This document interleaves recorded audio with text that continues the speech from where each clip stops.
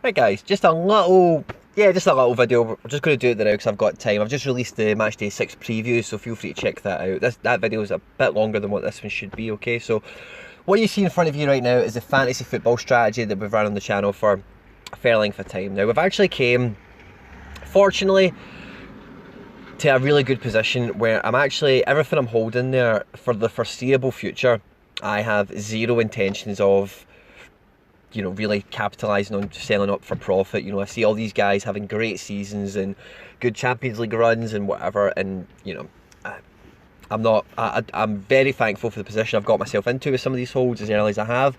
Some of them I would like to think I could have got a little bit cheaper, like the De Jong and the De Ligt, for example. Maybe the Dembele, but otherwise, yeah, I'm really happy with the way everything's sitting, and I don't really see that moving. Exception being the goalkeeper. The goalkeeper is going to be a continuous slip around for opportunities, who's got good runs of clean sheets, and who's at a cheap price, and who can I sell, that type of thing. But what we've done, guys, is we've actually attached now a sub-strategy into this, okay? And it's called the bench. Right, so we've built a little 5-man bench, right? Some of the names you might be familiar with, you'll probably be familiar with them all. Of Ibrahim Sangare, Habibi Diallo, Gianluca Mancini, Justin Kluivert, and Manuel Lanzini. Okay, now if you look at their fixtures over the next 30 days, they're all pretty solid, pretty decent.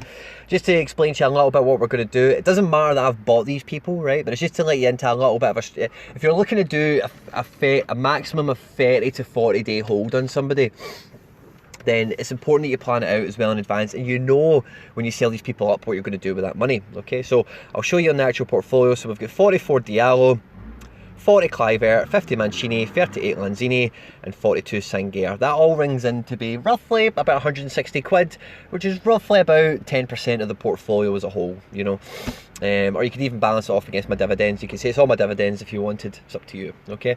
And when you look at the individual fixtures that these guys have, over the next 30 days, they're all pretty attractive, okay? But even beyond that, their fixtures are attractive, so even though I'm going to hold them for an undisclosed period of time, I might sell maybe Diallo after 2 games, I might sell Sangare after 8 games, I might sell Kluivert after 4 games. I've not said in concrete, this is when I'm going to sell this one and that one. But what I'm going to do is when they're sold, is I'm going to amalgamate them all and condense them down. So if you see the position that we've got ourselves into with Maddison, it's a similar situation that we achieved by having lots of little holds, about 30-40 quid each, and then when they were ripe and they were ready to sell, sold them up and then condensed them into a bigger, safer hold with the potential for massive scope on the index, so that we're basically just looking to copy and paste and repeat that kind of thing. So these are the guys we're looking at. They've got great 30-day cycles, and what I would encourage you to do with this information I'm sharing to you is, when you are going to be buying somebody for 30 days, see if you're only doing it with 1 or 2 players, and then you don't really know, like, oh, what am I going to do with that money next? And then you sell somebody and then you think, oh, I don't even know what I'm going to do. And then they go on and have an hour match before you've even decided where to move next, and you're kind of kicking yourself like, oh, if I held on to him an hour a week, I'd have made even more money, or I'd have done this, and then I'd have seen the opportunity in him, and that would have worked out a lot better. He's went down when he went up, and that kind of thing. So if you are going to do it, guys, make sure you plan out for really like 2 to 6, 7 weeks in that time period, and when you find a price you're really happy with, just sell and forget about it. The thing with Mancini and Kluivert is they're playing Europa League, and when you look at the main team, the only other Europa League player we have is Jordan. So because all Europa League games are on a Thursday, I've now got 1 defender, 1 midfielder and 1 forward, and then Champions League we've got tons of them. Obviously a lot of these guys, well, the rest of them, Lanzini, Diallo and Sangare, don't have any European football, but they've got some like single match day stuff, and they've started the season well, might do better, just one of these things. They'll come good when they come good, and we'll see how long we hold them on for, okay? So just a little substrat we've got, the bench, okay? Because when you get to a position when your portfolio is solid and you're looking at it and you're thinking, I don't actually want to sell anyone, but I've got some money in my account and I'm bringing more money into the account and I don't know where to allocate it. Having some of these little safer holds, and I say safe quite loosely, they could be terrible holds, who knows, time will tell, but little holds where you think, over the next 2 weeks he could do pretty well, over the next 5 weeks he could do pretty well, and then, when all that's said and done, this guy might be in a good price, so if I sell them all in about 3-4 weeks, when he becomes good, then I can condense them down into that type of thing. Okay, so just a little subtract, guys. Okay, if you are going to do 30-day trades, I recommend you do it with as many guys as possible, like with the intention of doing that and then putting that money together. Because if you just have it as a single position, so say we have Diallo here, right, at £36.08. Let's say he scores 3-4 goals over the next month and it goes up to 96p, right?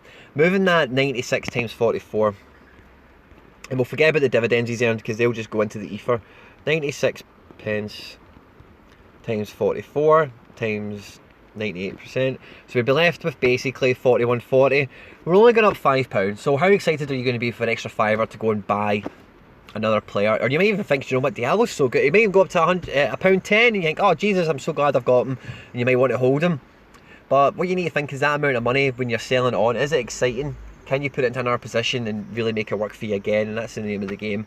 So the idea with this is having 5 guys at around fairly good prices, and this is the way I've kind of looked at it. So these are the QV ratings I've got for them all. So none of them are in that top bracket. A few of them are just a little bit outside it, down to age or the competition they play in, like Serie A or whatever.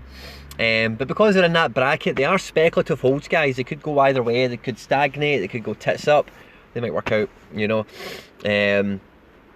But when you use something, and also I recommend it as much as you can, but when you use something impartial, like the thing I use, the QV value, you know, when I'm doing this type of thing, I think to myself, what do they have going for them? What do they not have going for them? Then it allows you to weigh up better how much you put down on the table against that person.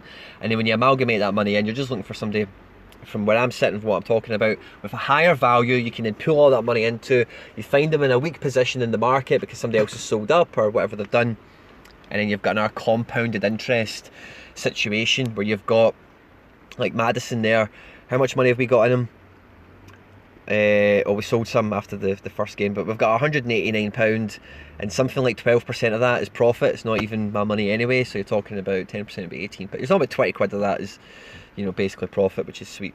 Okay, so thanks for tuning into the video today, guys. Just a little sub strat on top of the one we're running already. So if you've been running this kind of fantasy football-esque strategy yourself, just try to cover all the bases and whatever, and you're in a position like me where you're just really happy with everything, this is something you may want to branch into. Just have a little sub strategy, and you can do this to any strategy you're running. It could be youth players, it could be long-term holds, it could be anything, guys.